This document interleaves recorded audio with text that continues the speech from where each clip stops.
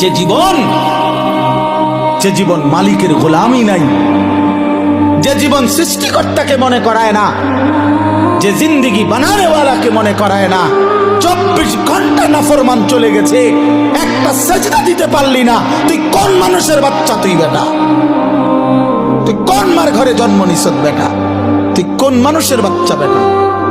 তুই কোন মুসলমানের বাচ্চা? তুই কে বললো তোরে মুসলমান বেটা?